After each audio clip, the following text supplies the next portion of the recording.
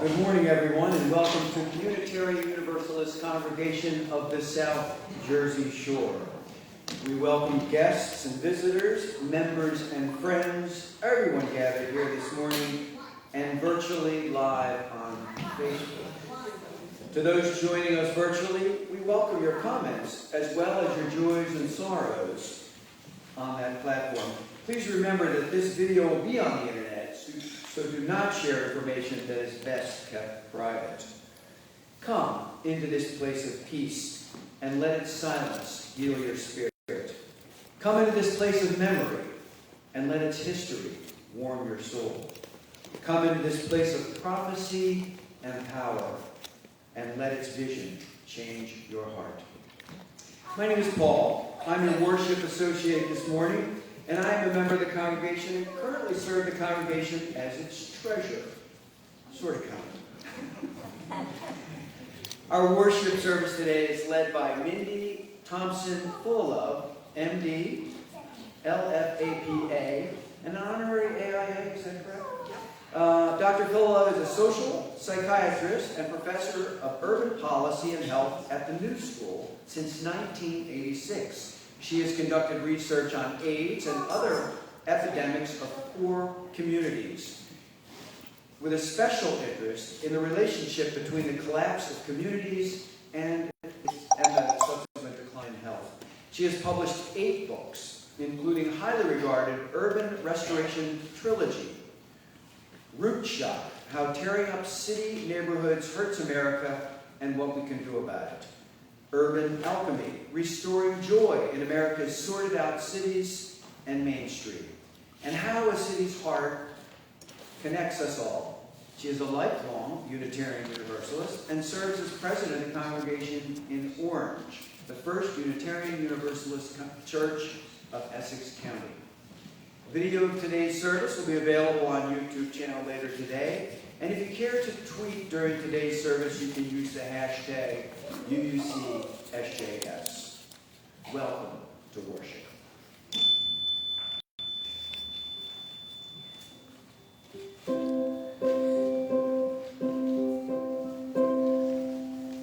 Bring me sunshine in your smile. Bring me laughter all the while. In this world where we live, there should be more happiness. So much joy you can give to each brand new bright tomorrow. Make me happy through the years. Never bring me any tears. Let your arms be as warm as the sun from up above. Bring me sun, bring me sunshine, bring me love. Bring me sunshine in your eyes. Bring me rainbows from the skies. In this world where we live, there should be more happiness. So much joy you can give to each bright tomorrow. Be light-hearted all day long. Keep me singing happy songs. Let your hearts be as warm as the sun from up above. Bring me sunshine, bring me love. Bring me sun, bring me sunshine, bring me love. Bring me fun, bring me sunshine, bring me love.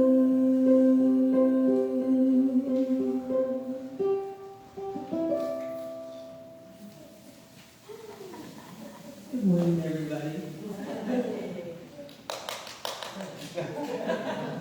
Welcome into this place of healing. Welcome into this place of challenge and growth. Welcome into this place of imperfection and aspiration. You are whole. You are holy. You are wholly loved. Our chalice lighter today is my lovely wife of 33 years and 1 week, and her sister who's visiting from Florida, Lydia. Please read with me this morning after they get here the chalice lighting words that are in your order of service. This morning's chalice words are from Melanie Davis. It's called A Spark of Hope.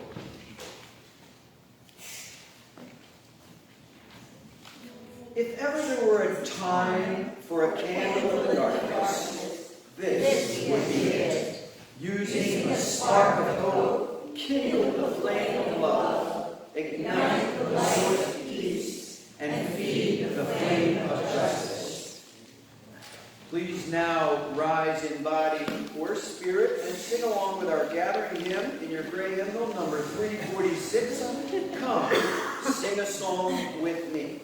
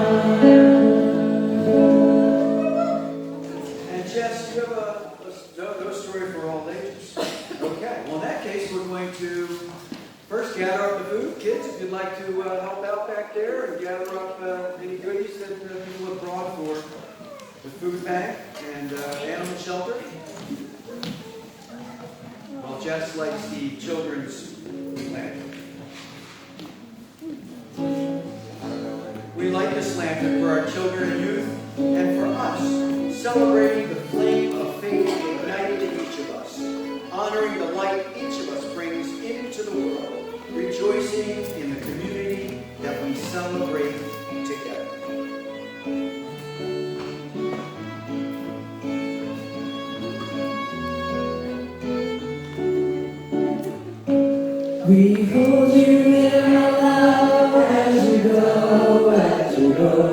Let your heart be at peace as you go.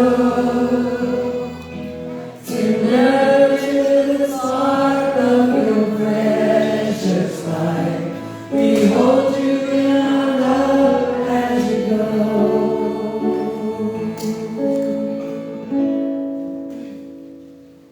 A book is provided in the foyer in which you're invited to write whatever joys and sorrows you have as you enter.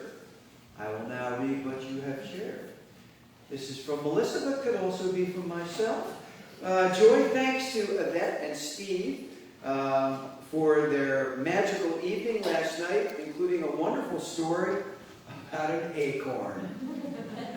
Now, this was a service auction item, which our service auction is coming up, and it was just such a joy to be there with fellow UUs hanging out by the lake. They had a nice fire going. It was a beautiful evening. I also have a personal joy. I got my first PSA after my surgery 13 weeks ago, and I'm a .1, which is a good thing. Yay!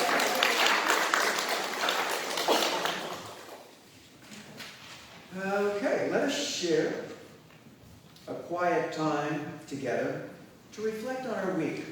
During the musical interlude, you may come forward and place a pebble in the water to acknowledge a personal joy or sorrow on either side of the chalice table here.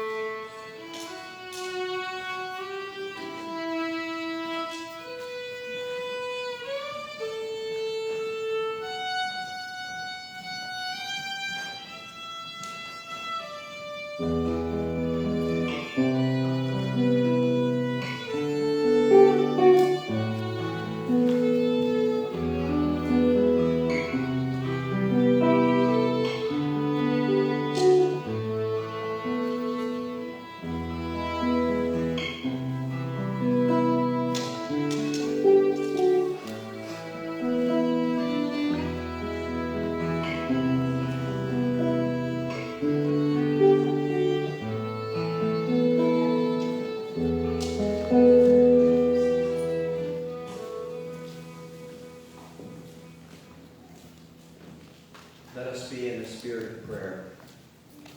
Blessed and holy creation, universe of wonder, mystery beyond definition. We share today our joys and sorrows, placing stones that make ripples in the water.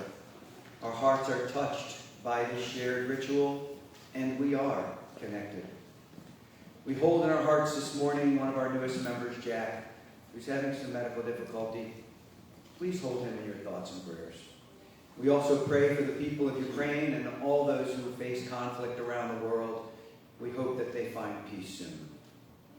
We pray for those who are apart from us, whether by distance, time, or conflict unresolved. We pray for those who thirst, whether for water, dignity, or justice.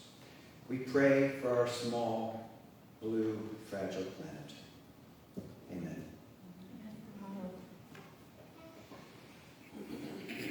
Responses number 1, 2, 3, Spirit of Life.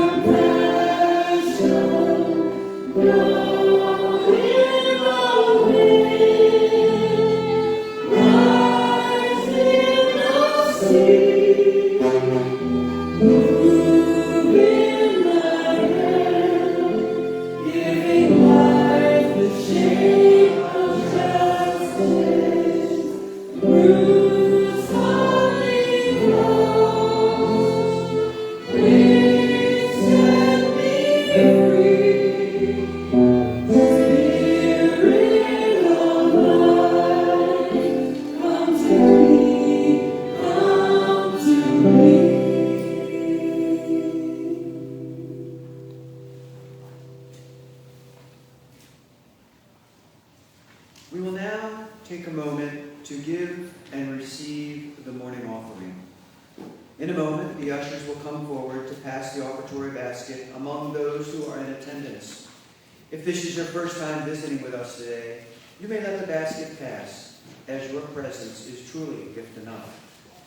You can also text your donation in this modern age to 609-293-4495. And for those who are participating online, please visit uucsjs.org and click on the yellow donate button for ways to donate. 80% of our annual budget comes from pledges and donations of friends and members of the congregation. Each week, we see a small and sometimes great miracle happen, and people open up their hearts and share their resources with this community of spiritual growth. No matter how you support us, we appreciate you and your generous heart. After all, your donation is what keeps us going. And no matter how those gifts are offered, they are always most gratefully received. The ushers will now accept this morning's offering.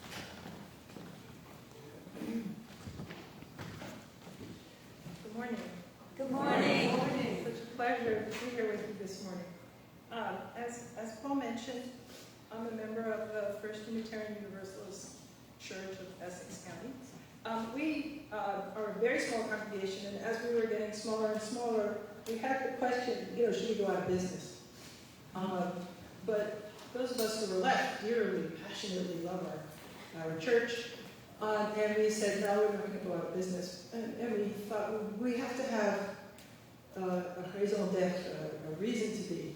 And we thought, being told by the audiologist.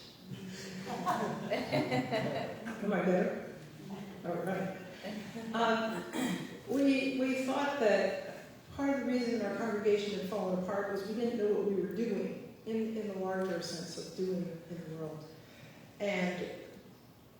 And we were struck by that line from the Christian Bible, faith without works is dead, and that we had to know what we were doing. And so we got this idea that our beautiful old building could become a community center, and we created an organization we called the Hub, H-U-U-B, to carry out that mission in the community. But then we became enamored of this concept of faith and works, and knew that part of our job as a congregation was to provide the faith, that works without faith are going to be dead. You have to have faith. So our job was to provide the faith. And we also realized that for us, the rituals that had been in our church for probably the whole 120 years of its existence had become quite stale. We didn't like them. So we thought we would strip it down. And after we strip down all the rituals, I wonder if you can guess, if you take away all the rituals, what's the last one to go? I'll tell you, it's the order of service. I don't know why that couldn't go. Our church administrator said, no, there has to be an order of service. It has to go in the archives. Anyway, so I was very pleased to see that you do have an order of service. And we said, well, we have to reinvent the service. And we tried a bunch of things, all of which fell flat. And then somehow we just said, well, we don't have anybody, but we know people who have entourage. And so we'll invite our friends with entourage to come speak, and their entourage will follow them, and then it'll look like we have people, whatever.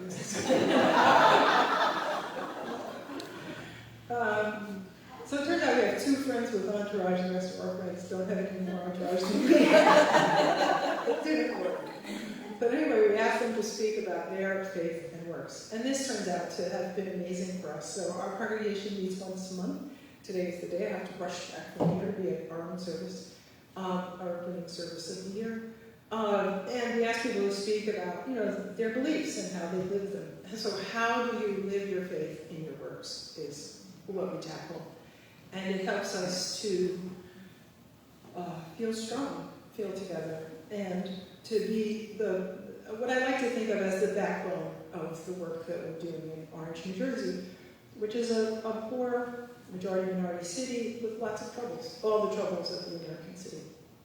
So that's where I come from, and I actually grew up in that church, and I'm very proud to say, my picture in my Sunday school class hangs on the wall.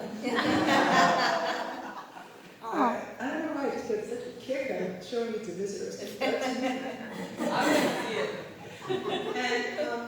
we were, and the reason I became very passionate about that church was Sunday school. So all those of you who teach Sunday school, go Sunday school. But we were building Nazareth. And why were we building Nazareth? Because it was Unitarian back then, right? So Jesus wasn't a God, he was just a wise teacher, he was a rabbi. And he grew up and was a carpenter in Nazareth, right? So he was an ordinary person in Nazareth, not the miracle of his birth in Bethlehem. So we were building Nazareth. And as somebody who today studies cities, I find that very touching. We have to make it out. That styrofoam they put the plants in. That's what the pictures are. So truly a roots photo for me. So we haven't been at our church very much because of COVID, and we're in a very high-risk area, and we are very cautious. So we just really haven't been there very much, but we were there a couple of weeks ago, and I found this book of Desmond Tutu, and somebody said, oh, what do you want to talk about? I said, well, I'll talk about No Future Without Forgiveness, which is the title of his book. And that strikes me as what a wise man, right? Mm-hmm. And in what a difficult situation where the ruling white, apartheid government had done such terrible, terrible harm to the masses of people and to themselves. So how is that even to be forgiven? And then where is he coming from when he says that we have to forgive this? It happens that every day I read Father Richard Rohr's daily meditation from the Center for Action and Contemplation. And this week has been all about forgiveness. And that was like, one of those synchronistic messages from on high, right? Is it God or is it God?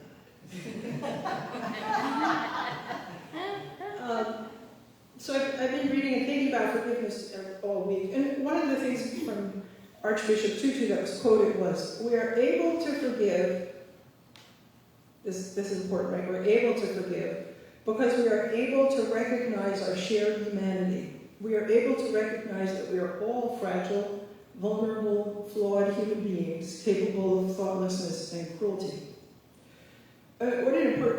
what an important sentence, right? All of us, I should speak for myself because maybe more saintly than I am often not able to forgive. And so this issue of what makes you able to forgive. And the idea is that, well, it's because I can recognize shared humanity. And I think in a way I would take issue with this flawed human beings, because if we're all flawed, then isn't that, taking calls to Newcastle? You don't have to say flawed human being, just say human being, and flawed, right? Does that make sense to you? Yeah. So when I was reading this, I was like, the whole sort of like, oh yeah, I can recognize my shared humanity. But then I thought, I didn't always think this way. And that's, of course, what's important in the spiritual journey, that we don't think the way we used to think. We change, our thinking grows and changes as we go through life. And so my mom was very self-righteous. I'm a professor. Who's more self-righteous than a professor? I know. We're scientists. And I'm a physician, so I have a double dose of arrogance, and I think arrogance sums it up.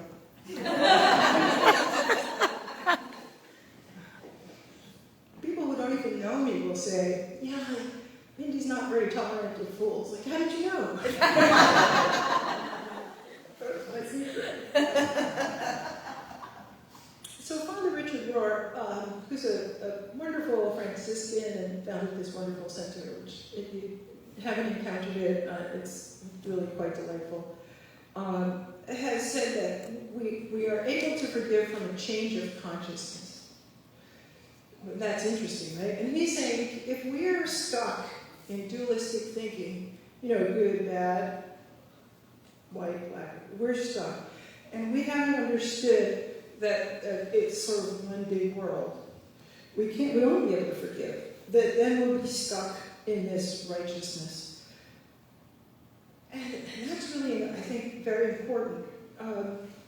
And I think, as Unitarian Universalists, we're very comfortable with the idea that you have to have that change of consciousness, because we're committed to thinking about and living in the interdependent web of all being. So for us, I think that we got to get into this big thing, which doesn't mean we succeed, but we know we're supposed to be, right? But to get from this narrow, however narrow we are, for whatever reason we're narrow, to get from the narrow to the wide is a process, it's a transformation. It happens that psychoanalyst Carl Jung took this on in a very special case. He was treating an alcoholic who was having a hard time recovering, and he said, the only way you're going to recover is by having a vital spiritual experience. And this became the cornerstone of Alcoholics Anonymous, which everybody agrees is one of the greatest inventions of the 20th century. So what is a vital spiritual experience? This is a very profound question. What is a vital spiritual experience, and how would you know if you had one?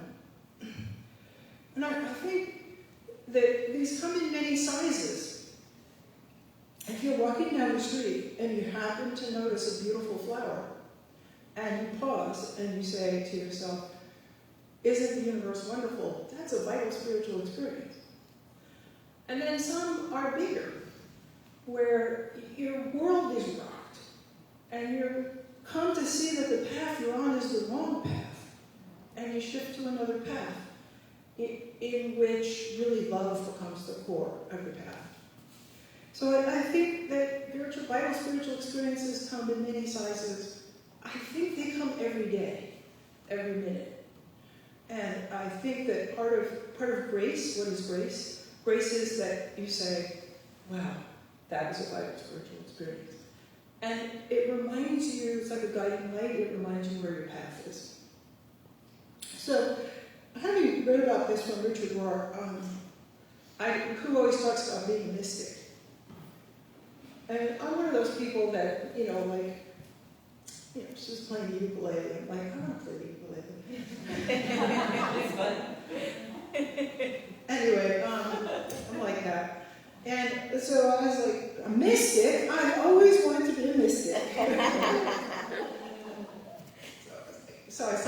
Richard Rohr's course, and I didn't deep into being a mystic. But my spiritual director, because if you're going to become a mystic, you have to have a spiritual director. My spiritual director said, you have to look in your own tradition to see who are the mystics that you're going to follow. So this is obviously all the transcendentalists, which would be, Henry David Thoreau, Ralph Waldo Emerson, and Louise May Alcott. Let's get real. So I'm a total fan of Louise May Alcott. When I went to her house in Concord, I just wept to see her desk and to think that she wrote all those books that meant so much to me right there. So really, I studied Louise May Alcott very seriously. Does this make sense to anybody? Is that Yeah. outside? Yes. Some other people who've read the collected works of Louise May Alcott, including The Hidden Pillars. So one of the most important books for me in my studies has been Old-Fashioned Girl. I love to study that book. I've written a number of papers about it. I haven't published any papers about it, but I've written a lot of papers about it.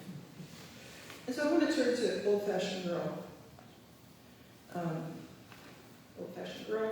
I particularly love the edition with illustrations by Frances Brundage. So Polly is the daughter of a minister and his very loving wife that comes from a happy family. She meets Fanny, who is wealthy and lives in the city, one as soon as Boston. And Fanny, they become very good friends, and Fanny invites Polly to go visit. So, and Fanny has a brother Tom and a little sister Maud. So this is a book about the coming of age of Polly, Fanny, and Tom. But they meet, it begins when they're teenagers, and what do you think they do? They fight all the time. So lots of opportunity for forgiveness. Polly, whose father is a minister and who's being raised with a very clear sense of duty and how to be good, is kind of the preachy one. And so the others are like, oh, you're so preachy, you're so good, why don't you just do what we do? Anyway, which is to hang out with wealthy people. So Fanny convinces Polly she should buy some bronze boots, which take all the money she had, which she had planned to buy presents for her family. So she's having to make homemade gifts for her family. And she's writing in her diary about how hard it is to be with wealthy people and try to be good. But it happens one day that Fanny, Tom, and Maud stumble upon her trunk and start calling through her things and reading her diary. The reading the diary moment. Polly comes in and they're like laughing at her. And she said, what are you doing with my things? She demanded in a low tone while her eyes kindled and her color changed. Maud showed us a book she found, and we were just looking at the pictures, began Fanny, dropping it as if it burnt her fingers, and reading my journal, and laughing at my presents, and then putting the blame on Maud. It's the meanest thing I ever saw, and I'll never forgive you as long as I live.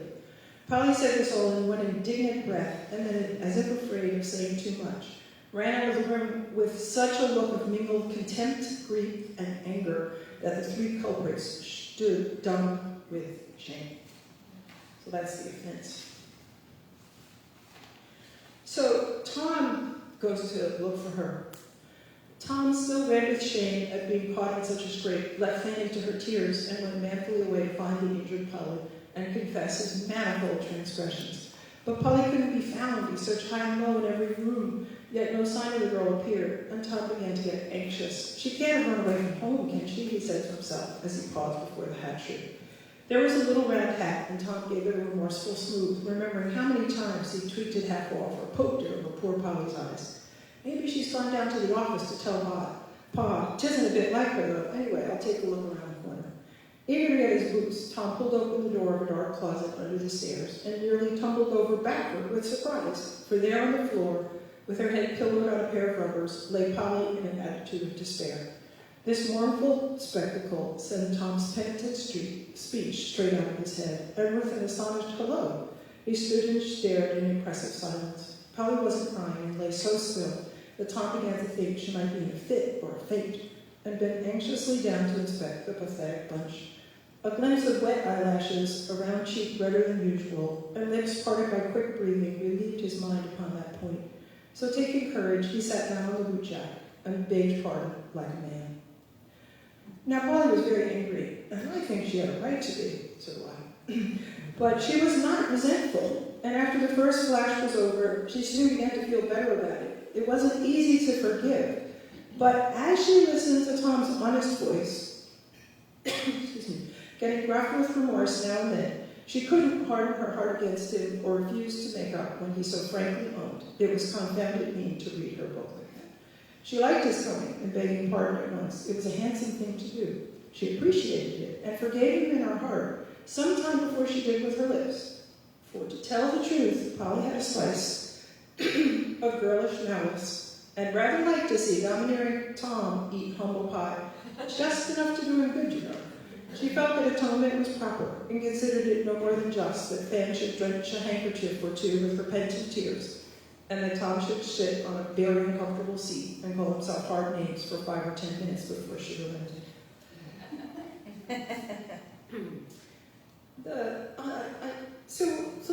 There's a whole process that's going on here, right? First, there's the offense. It's very painful. We've all seen, and perhaps lived, these kinds of invasions of privacy, which just cut you to your core. And they were making fun of her, right? These were people that she was staying in their house. She's poor, she's far from home, she's under their care, and they're belittling her. So it's very painful. So she goes and hides, and she's crying. And then Tom comes to apologize. And she listens to what he has to say. So part of change of consciousness is actually things, I think, that are very small. That someone comes to apologize, and you listen to their remorse. And this is key. How does this change consciousness? Because you have more information. If they had just said, "Why are you upset? It's no biggie," how could she have progressed to forgiveness? That would have been a different path. She might have, but how difficult would that have been? But he comes and apologizes like a man and says, "I am sorry." And he specifically owns the harm that he did. We shouldn't have read your book like that. So she has new information that he knows what he did was wrong. And he has come to her and he has seen her pain and doesn't want her to be in that kind of pain. Now, then Louise May Alcott points out that she doesn't say, "Okay, fine," and she has a spice of malice. So she lets him, twist in the wind there for a little bit. Louise May Alcott, I think, is very careful to show us that human beings are human beings. That is to say, we don't just go in one direction. Polly has no money and has to make handmade presents because she bought the bronze boots. So she's trying to be good as she sees it, but good would have been not to buy the bronze boots. So she's not that good, she's just trying. And that's pretty much how we all are, not that good. And then however good we are, there's the issue of what's in our consciousness and how big is our consciousness. And do we have a consciousness? Do we have a way to see the whole of humanity and to see ourselves as part of the whole of humanity? A meditation that I like to do for myself, so if you're in mystic school, there's a lot of talk about God, and they say, you gotta think about what is your concept of God. I'm very ambivalent about my concept of God, because I like to pray to a magical God in the sky who will come and save me. But also, I've been a Unitarian Universalist my whole life, so really, is that the way God works? So I kind of believe that God is in everything, like in this thing, in the trees out there. Like God is in everything, everywhere, all the time. So in me, God is everywhere. So when I'm thinking about that, this is my meditation. Like, is God in the sky? Is God in everything? And then, if God is in everything, how big is God? And then I try to think about the universe. But now physicists say there's multiverses. There's more than one universe. Like, how could there be more than one universe? But if there's multiverses, God is bigger than that. And all the multiverses are in God. And then how can God, if his eye is on the sparrow and I know his eye is on me, how can he have an eye on me if he's bigger than the multiverse? Well, why not? Why can't he? Why can't God be so big and so magical that he could have an eye on me? That's a cool thought, right? God could be taking care of me and you and everybody and the sparrow. We love sparrows.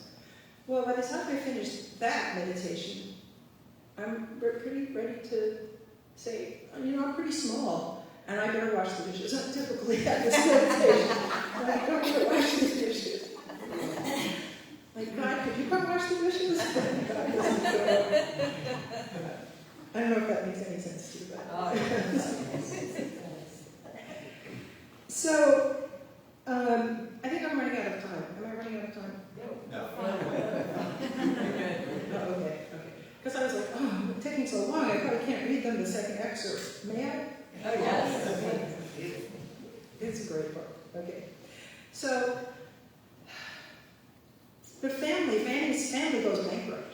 There's a bankruptcy. And Fanny shows up at the house one day, and everybody's at 6s and 7s. And she comes across Tom, and Tom is really upset. And she's talking to Tom, and he said he'd just been kicked out of school. He said, I just had a row with the chapel watchman and knocked him down. If it was a first offense, I might have got off. But you see, I've had no end of narrow escapes, and this was my last chance. And I've lost it.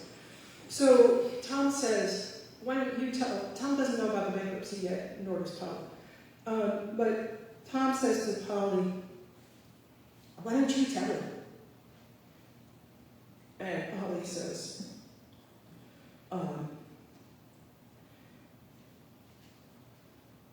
he said, why don't you go pave the way for me? I can't bear to come down on him with the whole truth at once. Polly says, so you'd like to have me go and tell him before you? Polly's lip curled a little as she said that, and she gave Tom a look that would have shown him how blue eyes can flash if he had seen it. But he was at the window and didn't turn, as he said slowly, well, you see, he's so fond of you. We all confide in you. You are so like one of the family. It seems quite natural. Just tell him I'm expelled, and as much more as you like, and then I'll come in and we'll have it out.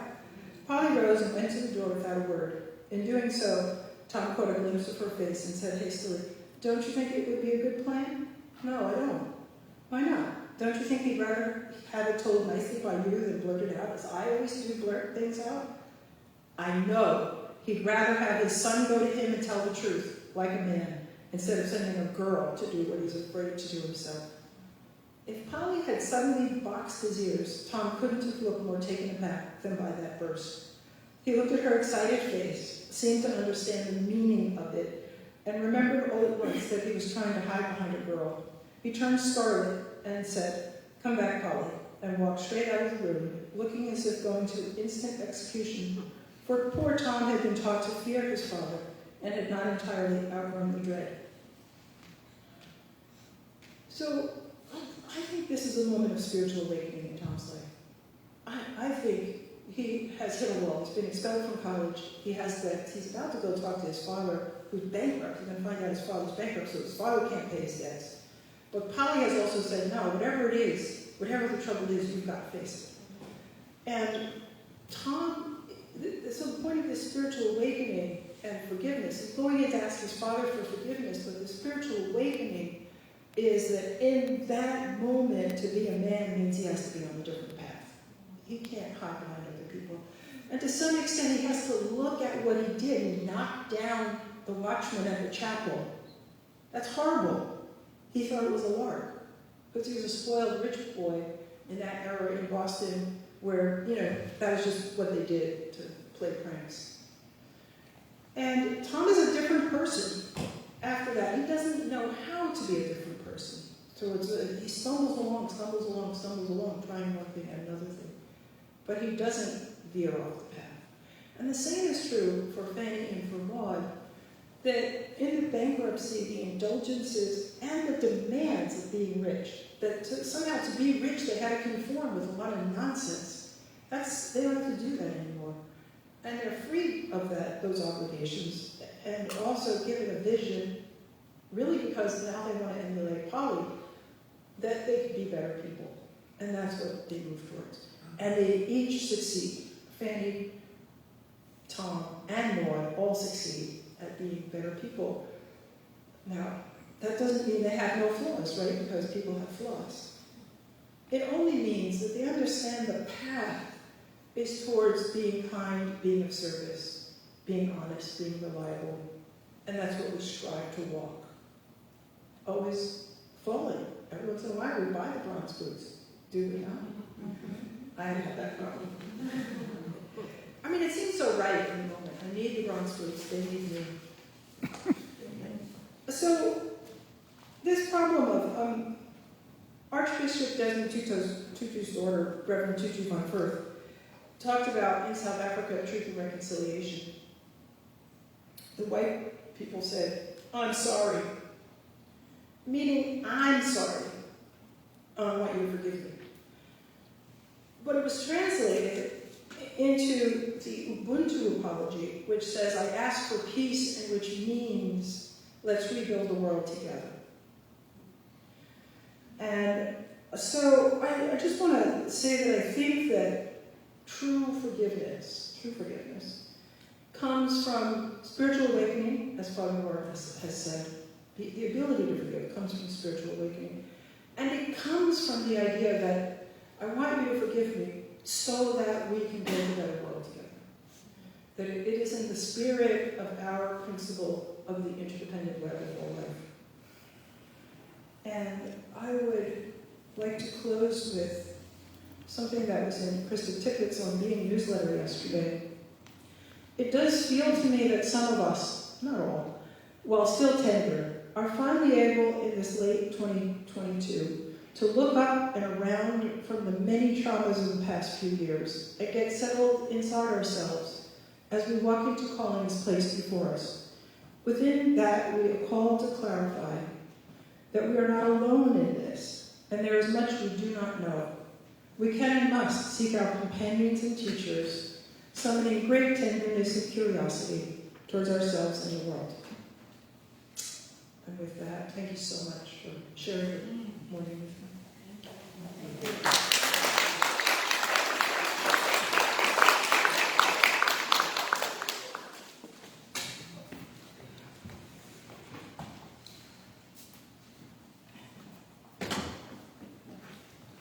Okay, please rise now in body or spirit and join in singing our closing hymn, "There is a River Flowing in My Soul."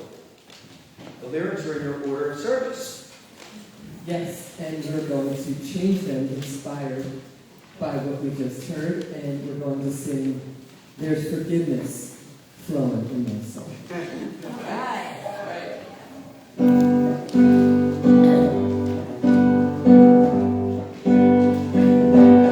There's forgiveness flowing in my soul. There's forgiveness flowing in my soul. And it's telling me that I'm somebody.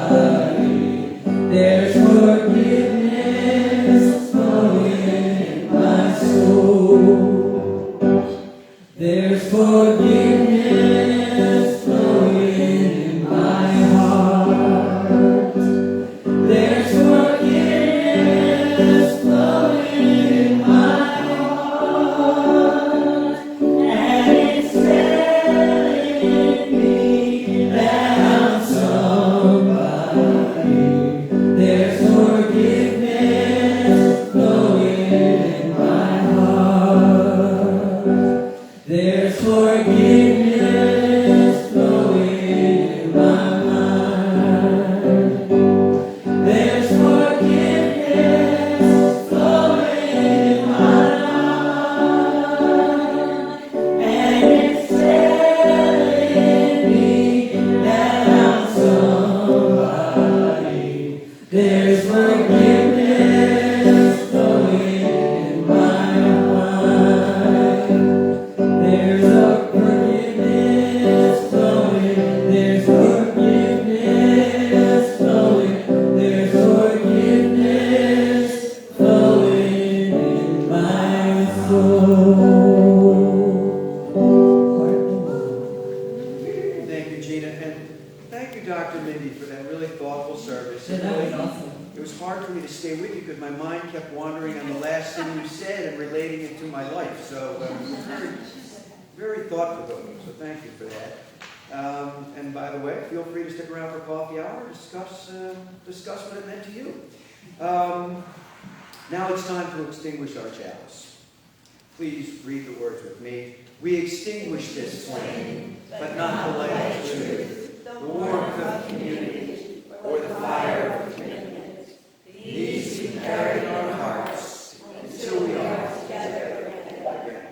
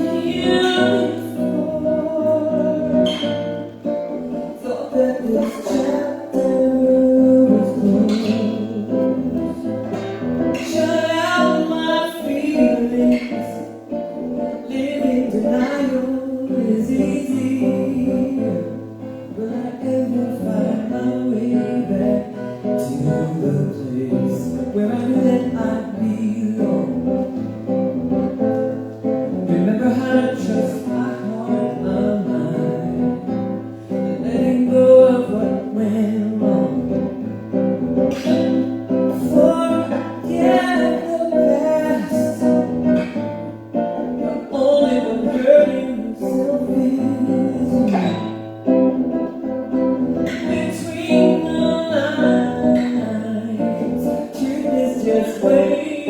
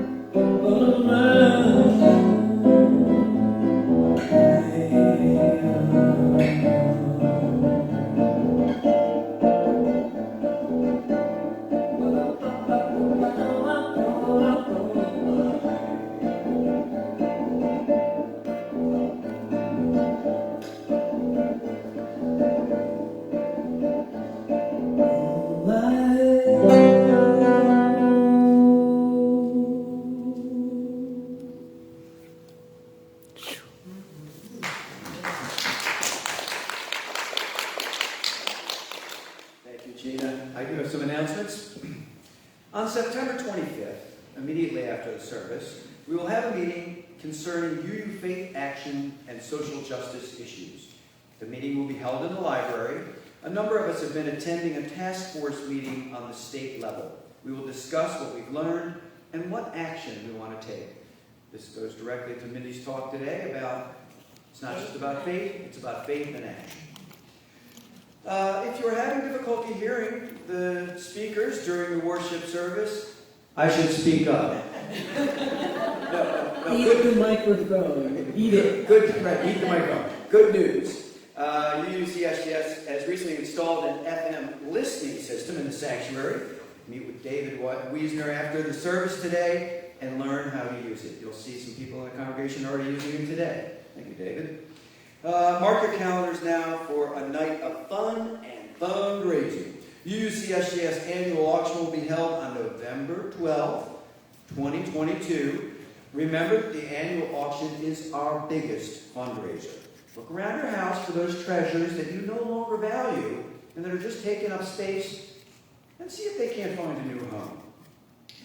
This is an important part of our congregational life. It is a good evening. Donations are now being accepted. Pick up extra donation forms from Debbie Dagavarian, and we look forward to a fun night at the auction. Soul Matters, small groups are now forming. Would you like to experience more of the monthly worship theme? Connect with others in our congregation and learn more about yourself. Jess Savanoff will be in the back of the sanctuary to answer your questions and help you sign up for this new fun learning experience.